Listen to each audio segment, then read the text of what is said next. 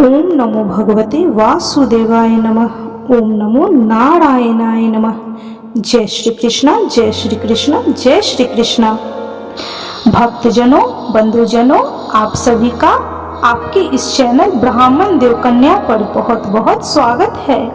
बंधुजनों, आज हम अधिक मास, मल मास या लौंद मास या पुरुषोत्तम मास, इसे अनेक नामों से जाना जाता है, कि कृष्ण पक्ष की एकादशी परमा एकादशी व्रत की कथा सुनेंगे। तो चलिए कथा प्रारंभ करते हैं। बोलिए जय श्री कृष्णा, जय श्री कृष्णा, जय श्री कृष्णा। अर्जुन बोले, हे जनार्दन, आप अधिक मास मल मास के कृष्ण पक्ष की एकादशी का नाम तथा उसके व्रत की विधि बताइए। इसे किस देवता की पूजा की जाती है तथा इसके व्रत से क्या फल मिलता है, सो कहिए। श्री कृष्ण बोले कि हे पार्थ, हे अर्जुन, इस एकादशी का नाम परमा एकादशी है। इसके व्रत से समस्त पाप नष्ट हो जाते हैं तथा मनुष्य को इस लोक में सुख तथा परलोक में मुक्ति मिलती है। भगवान श्री हरि विष्णु की धूप, दीप, नैवेद्य, पुष्प आदि से पूजा करनी चाहिए। महर्षियों के साथ इस एकादशी की जो मनोहर कथा काम्पिल्य नगरी में हुई थी, कहता हूँ, ध्यान पूर्वक सुनो। काम्पिल्य नगरी में सुमेधा नाम का एक अत्यंत धर्मात्मा ब्राह्मण रहता था। उसकी स्त्री अत्यंत पवित्र तथा पतिव्रता थी। पूर्व के किसी पाप के कारण यह दंपति अत्यंत दरिद्र थे। उस ब्राह्मण की पत्नी अपने पति की सेवा करते रहती थी तथा अतिथि को अन्न देकर स्वयं भूखी रह जाती थी। एक दिन सुमेधा अपनी पत्नी से बोला कि हे प्रिय, गृहस्थी धन के बिना नहीं चलती, इसलिए मैं परदेश जाकर कुछ उद्योग करता हूँ। उसकी पत्नी बोली कि हे प्राणनाथ, पति अच्छा और बुरा जो भी कुछ भी कहे, पत्नी को वही करना चाहिए। मनुष्य को पूर्व जन्म के कर्मों का फल मिलता है। विधाता ने भाग्य में जो कुछ लिखा है वह टाले से भी नहीं टलता। हे प्राणनाथ, आपको कहीं जाने की आवश्यकता नहीं। जो भाग्य में होगा वह यहीं मिल जाएगा। पत्नी की सलाह मानकर ब्राह्मण प्रदेश नहीं गया। एक समय कौंडिल्य मुनि उसी जगह पर आए। उन्हें देखकर सुमेधा और उसकी पत्नी ने उन्हें प्रणाम किया और बोले, आज हम धन्य हुए कि आपके दर्शन से हमारा जीवन सफल हुआ।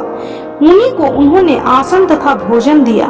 भोजन के पश्चात पतिव्रता बोली कि हे मुनीश्वर, मेरे भाग्य से आप आ गए हैं। मुझे पूर्ण विश्वास है कि अब मेरी दरिद्रता शीघ्र ही नष्ट होने वाली है।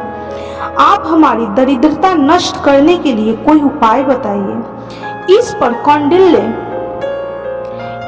कौंडिन्य मुनि बोले, अधिक मास मल मास के कृष्ण पक्ष की परमा एकादशी के व्रत से समस्त पाप, दुख और दरिद्रता आदि नष्ट हो जाते हैं।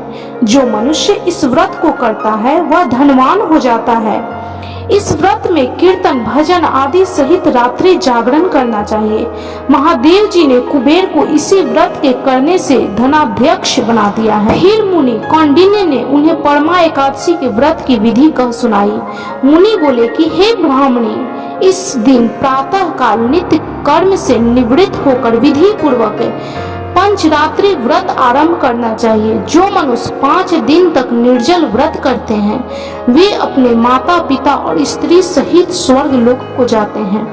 हे ब्राह्मणी, तुम अपने पति के साथ इसी व्रत को करो। इससे तुम्हें अवश्य ही सिद्धि और अंत में स्वर्ग की प्राप्ति होगी। कौंडिन्य मुनि के कहे अनुसार उन्होंने परमा एकादशी का 5 दिन तक व्रत किया। व्रत समाप्त होने पर ब्राह्मण की पत्नी ने एक राजकुमार को अपने यहाँ आते हुए देखा। राजकुमार ने ब्रह्मा जी की प्रेरणा से उन्हें आजीविका के लिए एक गांव और एक उत्तम घर, जो कि सब वस्तुओं से परिपूर्ण था, रहने के लिए दिया। दोनों इस व्रत के प्रभाव से इस लोक में अनंत सुख भोग कर अंत में स्वर्ग लोक को गए। हे पार्थ, हे अर्जुन, जो मनुष्य परमा एकादशी का व्रत करता है उसे समस्त तीर्थों व यज्ञों आदि का फल मिलता है। जिस प्रकार संसार में 4 पैरों वालों में गौ, देवताओं में इंद्रराज श्रेष्ठ हैं, उसी प्रकार मासों में अधिक मास उत्तम है। इस मास में पंचरात्रि अत्यंत पुण्य देने वाली है।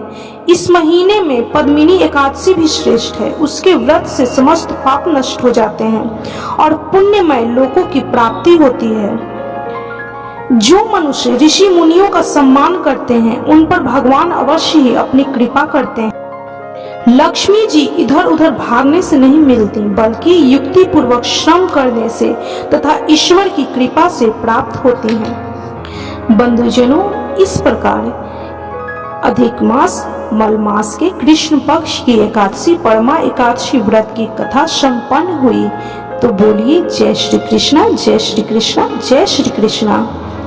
इस परमा एकादशी व्रत की कथा सुनने वाले, सुनाने वाले या जिसके द्वारा भी इस कथा का महात्म्य कोई और भी सुने, उसके घर में भगवान श्री हरि विष्णु का निवास हो, माँ लक्ष्मी उसके घर में सदा निवास करे, उसे कभी भी दरिद्रता का दुख ना हो। यदि आपको यह वीडियो अच्छी लगी हो, यह कथा अच्छी लगी हो, तो कृपया चैनल को सब्सक्राइब कीजिए, ताकि आगे मैं जो भी वीडियो अपलोड करूं आपके पास जरूर जाए।